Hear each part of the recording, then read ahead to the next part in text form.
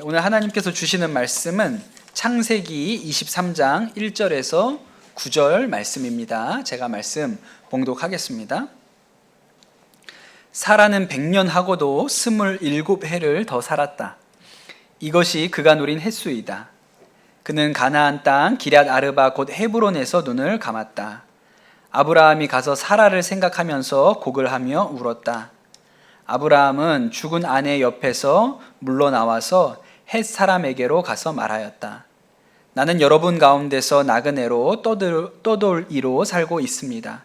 죽은 나의 아내를 묻으려고 하는데 무덤으로 쓸 땅을 여러분에게 좀 살 수 있게 해 주시기를 바랍니다. 헷 족속 사람들이 아브라함에게 대답하였다. 어른께서 우리가 하는 말을 들어보시기 바랍니다. 어른은 하나님이 우리 가운데 세우신 지도자이십니다. 우리의 묘지에서 가장 좋은 곳을 골라서 고인을 모시기 바랍니다. 어른께서 고인의 묘지로 쓰시겠다고 하면 우리 가운데서 그것이 자기의 묘 자리라고 해서 거절할 사람은 없습니다. 아브라함이 일어나서 그 땅 사람들 곧 헷 사람들에게 큰 절을 하고 그들에게 말하였다. 여러분이 내가 나의 아내를 이곳에다 묻을 수 있게 해주시려면 나의 청을 들어주시고 나를 대신해서 소알의 아들 에브론에게 말을 전해주시기 바랍니다. 그가 자기의 밭머리에 가지고 있는 막벨라굴을 나에게 팔도록 주선하여 주시기 바랍니다. 값은 넉넉하게 쳐서 드릴 터이니 내가 그 굴을 사서 여러분 앞에서 그것을 우리 묘지로 삼도록 해 주시기 바랍니다. 아멘. 하나님의 말씀입니다. 네, 벌써 추석을 지낸 지가 한 달이 다 되었습니다. 우리가 몇 해 동안 추석에 또 이제 가족들이 가급적 모이지 말라 이렇게 얘기를 들어서 고향에도 못 가고 그러다가 올해 많이들 명절에 고향도 다녀오시고 이렇게 친지들도 모이시고 그러셨죠. 저도 이제 가족들을 만나러 갔는데 저희 어머니는 여기 경기도 광주에 멀지 않은 곳에 사시고 저희 처갓집은 강원도 고성이에요. 그래서 꽤 거리가 있죠. 가끔 처갓집에 가게 될 일이 있는데 고속도로도 있고 국도도 있는데 저희는 보통 갈 때 국도로 갑니다. 왜냐하면 뭐 고속도로 통행료도 있고 또 국도로 가도 시간이 크게 차이 나잖아요. 어떤 때는 더 빠르게 가기도 하고 경기도 국도를 광주에 많이 멀지 않은 곳에 이용을 사시고 해요. 저희 그런데 처갓집은 이번에 그 처갓집 갈 때는 국도로 안 가고 고속도로로 갔습니다. 왜 그랬을까요? 공짜였기 때문에 그렇죠. 예, 공짜는 양잿물도 마신다는데 고속도로가 공짜니까 고속도로로 가야죠. 예, 아내가 평소에 가던 길로 안 가고 고속도로로 가니까 물어봐요. 왜 일로 가냐고. 그래서 제가 얘기했죠. 공짜야. 그랬더니 아무 말 안 하더라고요. 그렇구나. 예, 공짜가 그런 거죠. 세상에 공짜가 없다고 하지 않습니까? 근데 가끔 찾아보면 공짜가 있어요. 그 스위스의 제네바라는 도시에 가본 적이 있습니다. 그 뭐 제네바 하면 뭐 UN 본부도 있고 뭐 WTO도 있고 적십자 본부도 있고 뭐 국제기구가 많은 도시이기도 하고 또 하나는 역사적으로는 칼뱅이 종교 개혁을 했던 곳이기 때문에도 의미가 있는 데예요. 근데 여러분 스위스 혹시 여행 가보셨으면 아시겠지만 스위스는 너무 아름답죠. 그 알프스가 너무 아름다운데 그것 때문에도 유명하지만 또 한 가지 놀라는 게 있어요. 뭐 때문에 놀랄까요? 물가 때문에 놀라죠. 빅맥 세트 하나에 2만 원씩 하니까 그 막 진짜 뭐 가서 돈 쓰는 게 정말 겁날 정도로 비쌉니다. 그런데 이 스위스 제네바에 가면 공짜인 게 있어요. 뭐가 공짜인 줄 아세요? 대중교통이 공짜입니다. 여행자가, 그러니까 여행 간 사람이죠. 그 어떤 호텔이나 여관 같은 데 들어가서 투숙을 하면 카드를 한 장 줘요. 그 카드를 가지고 다니면 모든 대중교통이 무료입니다. 그래서 버스도 공짜고 트램, 그 우리 같은 지하철 비슷한 거죠. 트램도 공짜고 거기가 아주 큰 호수가 있거든요. 레만 호수라는 호수가 있는데 거기에 이렇게 페리보트가 다녀요. 그것도 다 공짜로 탈 수가 있어요. 되게 좋죠. 또 하나는 자전거도 공짜로 빌려주더라고요. 저들도 가서 이름만 쓰고 자전거 빌려서 이렇게 제네바 여행을 했는데 너무 좋았습니다. 그러니까 찾아보면 공짜가 있어요. 로마에 가시면 로마는 너무 볼 게 많잖아요. 그런데 로마에 가서 딱 하나만 보고 와야 된다고 하면 바티칸 박물관 가야 되거든요. 가면 뭐 천지창조, 미켈란젤로가 그린 그림 이런 게 있지요. 그런데 팁을 하나 드리면 매달 마지막 주일은 공짜로 입장합니다. 돈 안 내고 입장해요. 그래서 제가 로마에 갔을 때도 기어코 이걸 공짜로 들어가겠다. 그래서 마지막 주일에 맞춰서 아침에 일찍 갔더니 저처럼 공짜 좋아하는 사람이 줄을 어마어마하게 길게 섰더라고요. 그러니까 사람들이 공짜라고 하면 야, 그날 가야지 이렇게 하고 그렇게 오는가 봐요. 여러분, 세상에 공짜 싫어할 사람 누가 있겠습니까? 그런데 공짜 싫어하는 사람이 있네요. 누가 그렇죠? 아브라함이 그래요. 오늘 말씀해 보니까 아브라함이 공짜를 싫어해요. 아브라함의 아내 사라가 127세를 일기로 세상을 떠나게 됩니다. 이제 아브라함이 사라의 장례를 치러야 하는데 무덤을 써야 하지 않습니까? 그런데 문제는 이제 아브라함이 나그네예요. 이방인이에요. 그러니까 땅을 소유한 사람이 아니죠. 그러니까 무덤을 쓰려면 무덤 쓸 땅을 사야 하는 형편입니다. 그래서 그 지역 사람들한테 아내 장례를 치러야 하는데 우리가 무덤으로 쓸 땅을 좀 샀으면 좋겠습니다 라고 했더니 그 동네 사람들이 인심이 얼마나 좋은지, 또 아브라함이 오늘 말씀에 보면 지도자, 당신이 우리의 지도자다 이렇게 얘기가 나오는데 이 아브라함이 부자고 또 하나님의 축복을 받은 사람이라는 것을 그들이 알았기 때문인지 아브라함한테 아무 땅이나 고르라는 거예요. 제일 좋은 묘지 자리가 있으면 거기다 쓰시라, 우리가 그냥 드리겠다, 그렇게 얘기를 했죠. 당신이 우리 땅 중에 어느 곳에 묘를 쓴다고 해도 반대할 사람이 없을 것이다, 그렇게 이야기를 합니다. 그런데 아브라함이 하는 이야기가 뭐냐면 굳이 값을 치르겠다는 거예요. 아브라함이 딱 이렇게 둘러보니까 마음에 드는 땅이 있었습니다. 그 땅 주인이 에브론이라는 사람이었고, 에브론이라는 사람이 가진 땅 중에 막벨라 굴이라는 굴이 있었는데 거기가 딱 좋아 보이는 거예요. 그랬더니 이제 에브론이 나옵니다. 에브론이 뭐라고 얘기하냐면 그냥 쓰시라는 거예요. 아브라함한테. 아유, 선생님 쓰시겠다고 하면 제 땅 중에 어디든지 드릴 테니 그냥 쓰십시오. 이거 값으로 받으면 한 400세겔 받아야 되는데 아유, 선생님과 우리 사이에 무슨 돈 거래입니까? 그냥 갖다 쓰십시오. 그러는데 이제 아브라함이 굳이 400세겔을 내고 그 땅을 사요. 근데 여러분, 이 400세겔이라는 돈이 감이 잘 안 오지 않습니까? 바가지 쓴 거예요. 그 다윗이 오르난의 타작마당을 샀습니다. 다윗이 말년에 오르난이라는 사람이 가지고 있던 땅을 사서 그 땅에다가 나중에 솔로몬이 성전을 짓거든요. 근데 이 오르난의 타작마당을 살 때 얼마 지불했냐면 50세겔 냈어요. 성전터인데 여러분 넓지 않겠습니까? 무덤 자리랑 성전터랑 비교하면 성전터가 훨씬 넓겠죠? 그런데 50세겔 냈어요. 예레미야서를 읽어보면 나중에 남유다가 멸망할 때 하나님께서 예레미야에게 고향이었던 아나돗에 가서 친척이 가지고 있는 땅을 사라, 그 밭을 사라 그랬어요. 그래서 예레미야가 그 하나님 말씀에 순종해서 아나돗에 있는 친척의 밭을 삽니다. 그때 얼마 냈냐고 성경이 기록하냐면 17세겔 냈다 그랬어요. 밭 사는데 17세겔. 그런데 여러분, 아브라함이 얼마 냈어요? 400세겔. 바가지 썼죠. 하는 좋은 부동산을 만나야 되는데 누가 좀 시세도 알려주고 얼마인지 알려줘야 되는데 그냥 에브론이 400세겔은 받아야 되지만 그러니까 그냥 400세겔 낸 거예요. 깎지도 않고. 그럼 이제 질문이 생기죠. 왜 아브라함은 공짜로 주겠다 그러는데, 그냥 갖다가 써도 된다 그러는데 굳이 그걸 돈을 주고, 그것도 한두 푼도 아니고 엄청난 액수 400세겔을 주고 그걸 사냔 말이죠. 만약에 여러분 그 땅을 아브라함이 돈 주고 산 땅이 아니라면, 그냥 에브론의 호의로 그 땅을 얻었다면 나중에 소유권을 주장할 근거가 없는 거예요. 나중에 이제 이 이스라엘이 이집트에 내려가서 한 민족을 이루죠. 그리고 나서 이제 이집트를 탈출해서 가나안 땅으로 들어오는데, 그 가나안 땅을 자신의 땅이라고 말하는 근거가 뭡니까? 우리가 400세겔을 주고 이 땅을 산 거예요. 그래서 그 무덤에, 막벨라굴에 사라가 묻혔고, 나중에 아브라함이 묻히고, 이삭과 리브가가 묻히고, 야곱과 레아가 거기에 묻혀요. 그래서 이 후손들이, 이 이스라엘 백성들이 그 땅이 우리 땅, 아브라함이 400세기를 주고 산 땅, 그러니 우리가 돌아가야지 하고 돌아온 것입니다. 예, 그렇게 돌아온 거예요. 그러니 여러분, 오늘 말씀 가운데 아주 핵심적인 메시지는 내가 돈 주고 내 값을 지불하고 산 것만 내 거예요.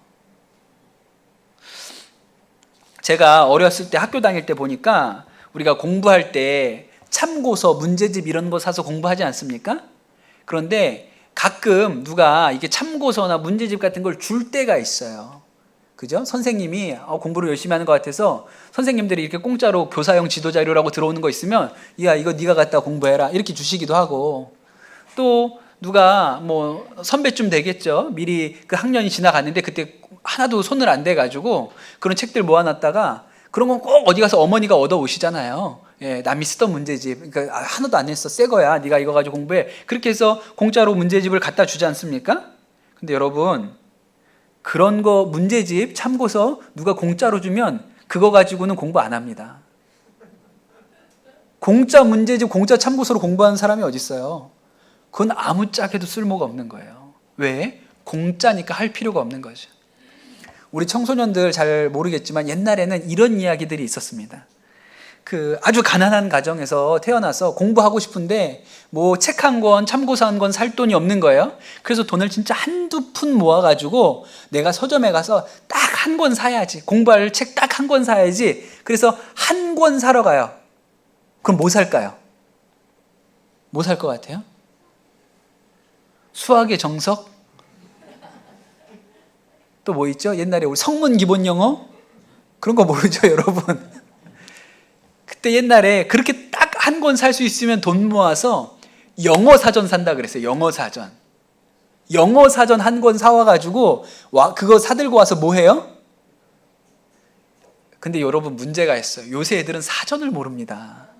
사전 안 쓴 지 오래됐어요. 사전 알아요, 여러분? 우리 청소년들? 사전 아는 사람? 네이버 검색하는 거 말고 사전이라는 게 있어요. 옛날에 이렇게 책이, 성경책 비스무리하게 생겼습니다. 예, 그래서 여기서 ABC 찾아가지고 단어 뜻이 뭔지 찾는 거예요. 근데 그 사전 한 권을 사와가지고 어떻게 하죠?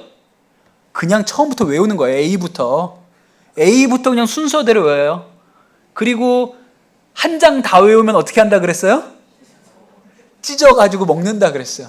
다 먹었어. 그래서 책 한 권을 먹어치우면 영어사전 한 권이 내 머릿속에 들어왔다. 이런 얘기, 전설의 고향 같은 얘기들을 많이 했다고요. 제가 아는 우리 이집트 선교사님이 어렸을 때 섬에서 태어나가지고 그 사전 한 권 통째로 외우셨다고.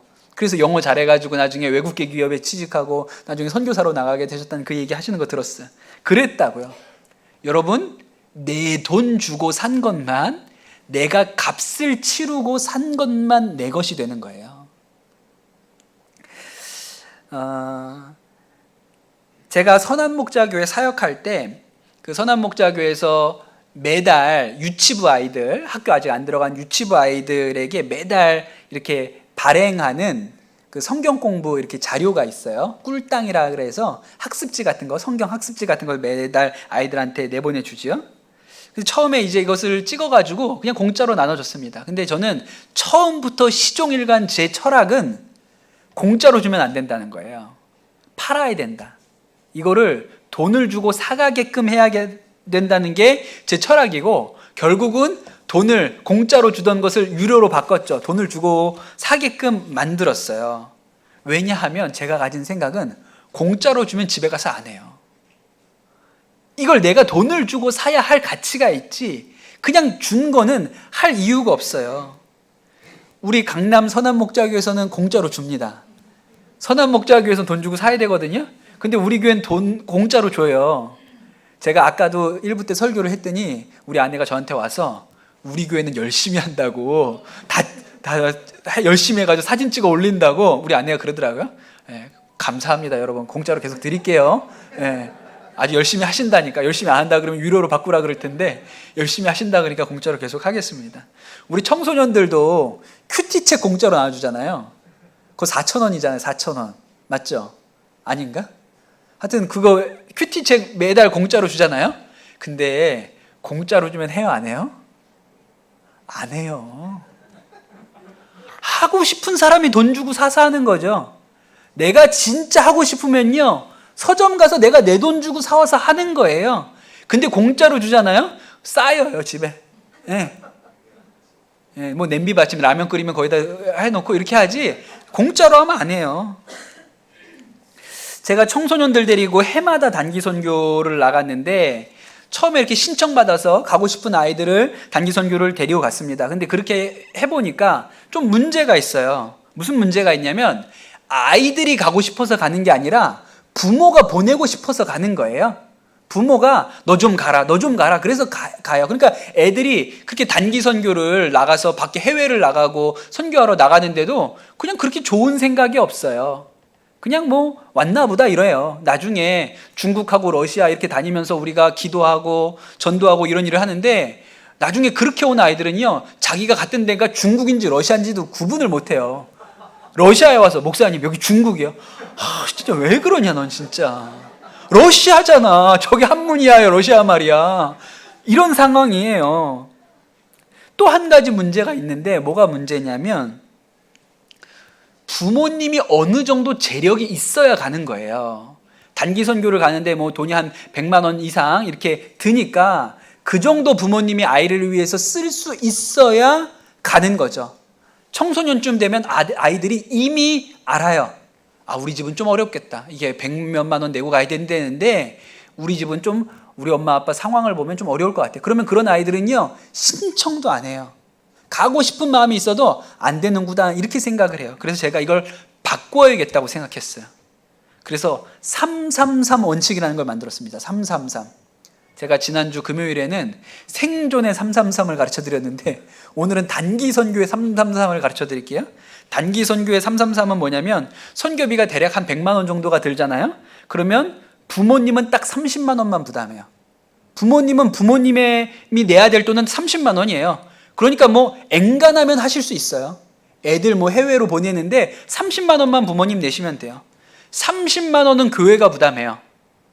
그리고 나머지 30만 원은 학생이 스스로 부담해야 돼요.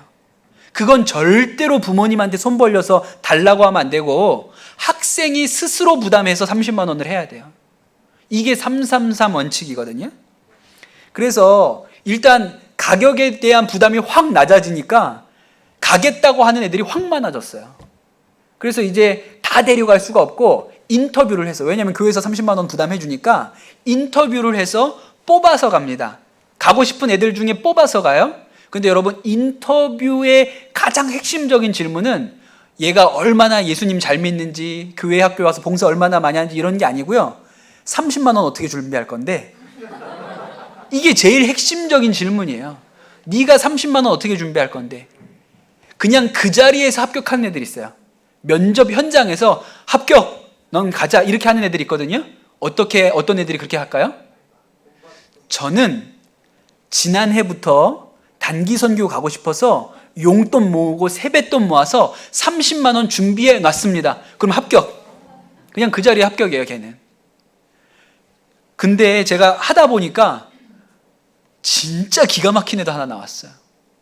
얘가 뭐라 그랬냐면, 자기가 이미 자기가 내야 되는 30만 원을 용돈 모으고 아르바이트해서 30만 원 모아놨고, 친구 한 명 더 데리고 갈 수 있는 비용까지 자기가 부담하겠다는 거예요. 모아놨다고. 너는 합격. 넌 비즈니스. 이렇게 할 만한 거죠. 근데 여러분, 이렇게 해서 만약에 근데 30만 원 미리 준비 못한 아이들이 있잖아요. 그때부터 이제 뭐 어떻게 해야 되는 애들 있잖아요. 그러면 교회에서 아르바이트 자리를 만들어줘요. 그래서 로뎀 카페에서도 일하라 그러고, 서점에 가서도 그것도 없는 일자리를 막 가가지고 사정사정해서 만들어요. 필요 없는데 일자리 좀 만들어주세요. 그래가지고 막 없는 일자리를 막 억지로 만들고, 뭐 화장실 청소를 시키고, 애들 가서 구두를 닦게 하고, 막 이래가지고 30만 원을 스스로 만들도록 해요. 그렇게 가잖아요. 너무 좋아요. 내 돈으로 내가 모아서 내가 대가를 지불해서 갔기 때문에 너무 좋고 유익해요. 그러니 여러분, 내가 값을 지불한 것만 내 거예요. 여러분 애들 잘 되게 하겠다고 뭐 어학연수 방학 때 보내고 뭐 비전 트립 이런 거 보내고 있잖아요. 안 해도 돼요. 지가 가고 싶을 때까지 기다리세요. 가고 싶으면 자기가 용돈을 모으고 세뱃돈을 모아서 가는 거예요. 가기 싫은 애한테 아무리 돈을 모아가지고 보내잖아요. 무슨 의미가 있어요. 그러니까 안 해도 돼요. 근데 진짜 하고 싶잖아요. 그럼 자기가 돈 모아서 하겠죠. 제가 어제 저녁에 텔레비전을 이렇게 보는데 우연히 그 국군의 날 기념음악회 하는 게 나오더라고요. 그 제가 이렇게 보고 있었어요. 그때 가수 싸이가 공연을 했는데 맨 마지막 피날레 하이라이트 무대를 하고 있었습니다. 제가 이렇게 보고 있으니까 저희 아내가 그렇게 감동이 있어? 이렇게 물어보더라고요.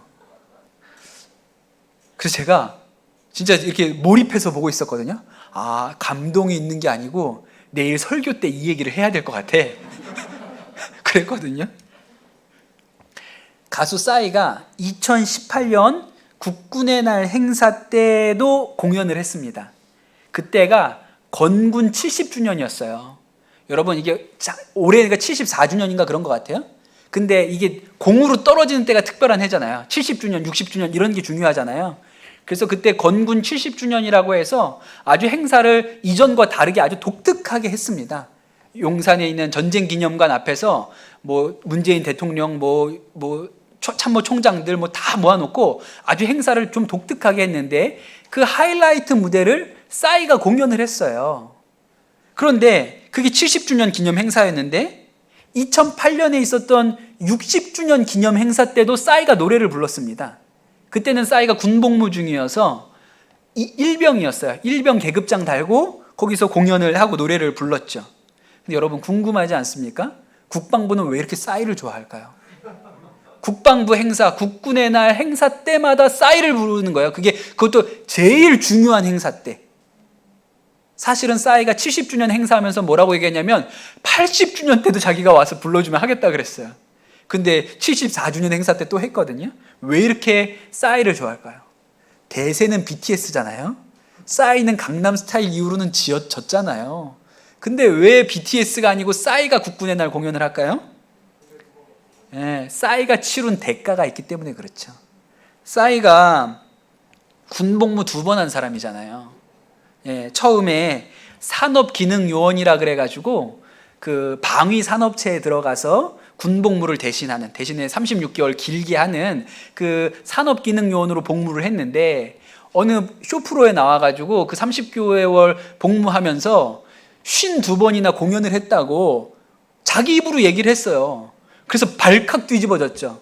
저거 군복무 하면서 어떻게 자기 공연을 할 수가 있냐. 그래서 병무청에서 검찰에서 조사하고 나중에 뭐 입대도 조건이 맞지 않는데 그 산업기능요원으로 들어갔다. 이게 문제가 돼가지고 병무청에서 군복무를 취소시켰잖아요. 그가 36개월을 했는데 없는 거로 만들어버렸죠. 그러고 다시 입대하라 그랬어요. 근데 여러분 이거 안 가려고 싸이가 소송하고 이렇게 재판도 했거든요. 결국 패소해가지고 입대하게 됐는데 나이는 30살이고 애 둘의 아빠고 아내도 있고 둘째 아이는 100일 좀 지난 때인데 입대해야 되는 거예요. 근데 입대를 하죠. 원래 조금만 더 미루면 나이가 30살이 딱 넘어가면 공익근무요원으로 갈 수 있는데 근데 미뤄가지고 공익근무요원으로 이렇게 갈까 이러다가 그렇게 욕을 먹었는데 현역으로 가야지. 그래가지고 현역으로 입대를 해요. 그래서 또 현역병으로 군 생활을 또 합니다. 그래서 그때 군복무할 때 국군 60주년이라 그래가지고 그때 노래를 한 거예요. 근데 70주년이 됐어요. 누구 불러야 될까요? 군복무 2번 한 사람. 대한민국에 이 사람밖에 없어요. 군복무 2번 한 사람. 근데 싸이가 이 2번째 군복무 억울한데도 불구하고 잘했거든요. 모범 군인 표창도 받을 만큼 잘했어요. 그러니까 70주년에도 싸이 부르는 거예요. 80주년에도 또 부를 것 같은 거예요. 왜? 우리 대한민국 군대 하면 이 사람 같은 사람이 없어. 대가 지불을 이만큼 한 사람이 없는 거예요. 그러니 자기가 지불한 것만큼 내 건 거예요. 그런 것이죠. 그런데 여러분, 정말 놀라운 것은 무엇이냐면 그렇게 대가를 지불한 것만 내 것인데 우리가 값을 치르지 아니하고 내 것이 된 것이 하나 있어요. 뭘까요? 구원이. 그렇죠. 구원은 우리가 값을 지불하지 않은데 내 것이 되었어요. 여러분, 우리가 언제 나의 죄값을 내가 치렀습니까? 내 죄값을 내가 치른 적이 있나요? 없어요. 그래서 구원이 공짜라고 하고 구원이 은혜라고 하잖아요. 근데 이게 공짜다 보니까 구원을 가치 있게 느끼지 못하는 사람도 많아요. 당연하게 여겨요. 그러나 여러분, 우리는 값을 치르지 않았지만 하나님은 값을 치르셨다는 걸 알아야 돼요. 우리는 값을 안 치렀어요. 그런데 하나님은 외아들인 예수님을 십자가에 매달아 죽게 하는 핏값을 주고 우리를 구원하셨어요. 우리에겐 공짜였지만 우리가 공짜로 얻게 하기 위해서 하나님은 값을 지불하셨죠. 근데 그 값이 독생자 예수님의 목숨값이에요. 근데 여러분, 이상하잖아요. 전능하신 하나님이면 값을 지불할 필요가 있을까요? 전능하신 하나님이라면 뭐하러 값을 지불해요? 그냥 무죄 끝이잖아요. 그냥 하나님이 손으로 써가지고 등판에다 무죄 가, 그럼 끝이잖아요. 전능하신 분이신데 죄 없음, 그러면 끝이에요. 굳이 값을 지불하실 이유가 없는 것이죠. 그런데 하나님께서 일부러 굳이 값을 지불하셨어요. 아브라함이 돈 안 내도 된다고 하는데 400세겔 주고 산 것처럼 하나님도 굳이 값을 치를 필요가 없는데 독생자 예수님을 십자가에 매다는 핏값을 주고 우리에게 구원을 선물로 주셨어요. 왜 그럴까요? 값을 주고 산 것만 진짜예요. 값 주고 산 것만. 제가 처음 목사 안수 받고 나서 세례 준 아이가 있습니다. 민주라는 아이였어요. 아주 작고 예쁜 초등학생 여자아이였습니다. 이 민주가 그 초등학교 2학년이었는데 이 아이는 부모님이 교회 다니지 않으셨어요. 우리가 복정초등학교에 전도하러 나가서 전도해서 데리고 온 아이예요. 근데 애가 얼마나 예쁜지 부모님도 교회 안 다니는데 교회 열심히 나왔어요. 그때 우리 어린이도 세례를 받을 수 있어서 세례받기 원하는 어린이가 있으면 신청을 하라 그랬는데 이 민주가 와가지고 목사님 저 세례받고 싶어요 그러더라고요. 그래서 제가 민주한테 민주야, 세례받으려면 세례교육을 받아야 되는데 네가 교회를 와서 세례교육에 참여할 수 있니? 그랬는데 얘가 하는 얘기가 자기가 혼자 올 수는 없는데 누가 집 앞으로 데리러 오면 그 시간에 자기가 나와서 올 수 있다는 거예요. 얼마나 얘가 야무져요. 똑똑하고 초등학교 2학년짜리가. 그래서 제가 그래 민주야 너무 좋다. 그러면 목사님이 데리러 갈게. 너 그 시간에 나와 있어. 그렇게 얘기를 했거든요. 그 제가 걔를 데리러 갔어요. 문제가 하나 있는데 그때 제가 진짜 왕초보였다는 거예요. 운전이. 막 그냥 자동차에만 앉으면 후덜덜 주님 도와주세요 도와주세요 이런 초보 운전자였거든요. 그 첫날 이 아이를 태우러 갔습니다. 그래서 그 복정 파출소 앞에서 얘를 픽업을 했는데 간신히 뭐 사고 안 나고 잘 얘를 태우고 왔어요. 그래서 세례 교육을 잘 했습니다. 다음 주에 또 해야 돼요. 그 또 태우러 갔는데 그날은 옆에 멀쩡히 길 옆에 서 있던 차를 제가 들이받았죠. 예, 그냥 쿵 받았어요. 제가 너무 깜짝 놀라고 당황스러워서 일생의 첫 번째 사고니까. 근데 또 이제 오늘 예배는 있으니까 어떻게 해야 될지 몰라가지고 거기에다 메모장에다 죄송합니다 연락처 써가지고 예 배상해드리겠습니다 그러고 왔어요. 그래서 민주는 세례 교육을 잘 받았죠. 나중에 차 주인한테 연락이 왔는데 수리비를 이제 40만 원이 나왔다 그랬어요. 예, 그래서 제가 40만 원 보내드렸죠. 그렇게 하고 나서 얘가 세례를 받았어요. 근데 얘가 딱 세례를 받고 나니까요 얘가 왜 이렇게 예뻐요. 얘가 그 애들 여러 명 예배 드리잖아요. 거기 선한 목적에 애들 많으니까 여러 명 예배 드리잖아요. 민주한테서 막 빛이 나. 애한테서 이렇게 막 아우라가 이렇게 나는 것 같아요. 걔가 찬양팀 한다고 요 앞에 나와서 율동을 하는데요 다른 애들은 모자이크 처리되어 있는 것 같고 얘만 이렇게 반짝반짝 빛이 나는 것 같아요. 왜 그렇죠? 걘 40만 원짜리예요. 걔는 세례 받은데 40만 원 든 거예요. 그러니 여러분 값을 지불한 것만 진짜예요. 여러분 하나님한테 왜 우리가 진짜일까요? 왜 우리가 진짜 하나님의 자녀인지 아십니까? 값을 지불하고 사셨으니까 진짜죠. 안 그래도 되는데, 그냥 무죄라고 등에다가 써붙이기만 해도 되는데, 그렇게 하지 않고 우리를 값을 주고 사신 이유는 진짜니까. 그래야 값을 지불하고 산 것만 진짜이기 때문에 진짜 하나님의 자녀로 삼으시기 위해서 핏값을 지불하고 우리를 사신 것이죠. 그런데 여러분, 그래서 우리가 구원을 공짜로 얻었지 않습니까? 그러나 여러분, 우리에게도 하나님이 진짜가 되려면 십자가가 진짜 내 십자가, 예수님이 매달린 십자가가 나의 십자가가 되려면 우리도 대가를 지불해야 합니다. 우리도 우리가 대가를 지불한 만큼 진짜인 거예요. 제가 목회하면서 보니까 100% 다 그런 건 아니지만 부모님이 아주 신앙생활을 잘하는 그런 부모님 밑에서 자란 아이들 중에 이렇게 믿음이 없는 그런 경우가 꽤 많이 있어요. 또 반대로 부모님이 둘 다 신앙생활을 안 하시는데도 불구하고 아이가 믿음이 아주 견고한 경우도 있고, 부모님 중에 한 분만, 엄마만 예수 믿는데 믿음이 좋은 경우들도 있어요. 가만히 들여다보면 이상하죠. 왜 부모님이 둘 다 예수 잘 믿는데 아이가 믿음이 없을까? 왜 그럴까요? 그 아이는 예수 믿는 일에 대해서 한 번도 값을 지불해 본 적이 없어요. 교회 갔다 오면 잘 갔다 왔다 그랬죠. 교회 가기 위해서 부모님하고 한번 싸워본 일이 있습니까? 못 가게 하는 걸 억지로 가본 일이 있어요? 없잖아요. 한 번도 예수 믿는 일에 대하여 대가를 지불해 본 적이 없는 거예요. 갔다 오면 상 받았어요. 내가 무슨 대가를 지불해 본 게 없어요. 그러니 믿음이 없죠. 그러나 안 믿는 부모님 밑에서 너 꼭 교회 가야겠어? 너 오늘 공부해야 되는데 엄마 갔다 와서 2배로 할게. 그리고 갔다 온 애들은요, 자신의 믿음 때문에 대가를 지불한 거예요. 예수님 때문에 그 엄마 설득하려고 대가를 지불한 거예요. 그래서 이 아이들은 훨씬 더 믿음이 있죠. 자기가 값을 주고 믿음을 산 거예요. 부모님 중에 한 분만 교회 다닐 경우에 이 아이는 선택을 했어요. 나는 아빠처럼 살지 말고 교회 다니는 엄마처럼 살아야겠다라고 자식이 스스로 선택하고 결심한 값을 지불한 거예요. 그러니까 그 아이들이 믿음이 있죠.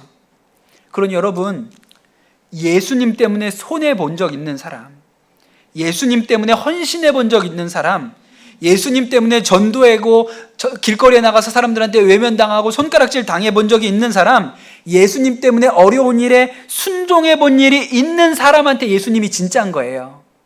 왜요? 대가를 지불했으니까. 내가 값을 치르고 예수님을 믿었으니까 예수님도 진짜 나의 예수님이 되신 것이죠. 그래서 예수님이 이렇게 얘기하셨습니다. 누구든지 나를 따라오려거든 자기를 부인하고 날마다 자기 십자가를 지고 나를 따르라. 그렇게 얘기하셨어요. 마찬가지죠. 여러분, 교회가 어떻게 내 교회가 됩니까? 예배당에 나와서 예배 드리면 내 교회가 되나요? 새가족 등록카드에 써서 내면 그럼 내 교회가 될까요? 그렇지 않죠. 여러분, 내가 흘린 눈물만큼 내 교회예요. 내가 뿌린 기도만큼 내 교회고, 내가 드린 시간과 내가 드린 헌신만큼 내 교회인 거예요. 값을 지불하지 않으면 내게 되지 않습니다. 여러분, 그래서 하나님조차도 굳이 값을 지불할 이유가 없음에도 불구하고 우리의 목숨값으로 우리의 죄값을 대신하기 위해서 당신의 하나밖에 없는 예수님을 십자가에 매달아 죽이신 것이죠. 값을 지불하고 우리를 사시기 위해서. 그래서 우리한테 너 진짜야. 넌 진짜 내 아들이야. 봐봐, 내가 값을 지불했잖아. 이 얘기 하시려고 십자가에서 예수님을 매다신 것이죠. 여러분, 오늘 이 막벨라고를 굳이 400세겔을 주고 안 내도 된다는데 굳이 400세겔을 주고 산 이 아브라함의 믿음이 여러분의 믿음이 되시기를 축복합니다. 하나님께 우리가 그렇게 귀하다면, 값을 주고 사야 될 만큼 귀하다면 우리도 그 하나님, 우리도 그 예수님 따라가는 일에 대가를 지불할 줄 아는 그런 성도들 되시기를, 아브라함과 같이 400세겔 주고 그래도 가겠습니다 하는 성도들 되시기를 예수님의 이름으로 축복합니다. 그것이 진짜 믿음입니다. 대가를 지불하는 믿음이 여러분의 믿음 되시기를 예수님의 이름으로 축복합니다. 우리 같이 기도하겠습니다. 주신 말씀 붙들고 같이 기도하겠습니다. 주님, 아브라함이 400세겔 주고 그 무덤을 샀던 그 믿음이 우리의 믿음이 되게 하여 주시옵소서. 하나님께서 우리를 죄에서 구원하시기 위해서 예수 그리스도의 피값으로 우리를 사신 바 되었는데, 우리도 예수님의 십자가를 내 십자가로 삼기 위하여 대가를 지불하는 그런 믿음이 우리의 믿음이 되게 하여 주시옵소서. 예수님 때문에 손해보고, 예수님 때문에 헌신하고, 예수님 때문에 순종도 하고, 예수님 때문에 전도도 하는 하나님 대가를 지불하는 믿음이 우리의 믿음 되게 하여 주시옵소서. 감사합니다. 우리에게 믿음 주신 주님을 찬양합니다. 모든 말씀 우리 주 예수 그리스도의 이름으로 기도드립니다. 아멘.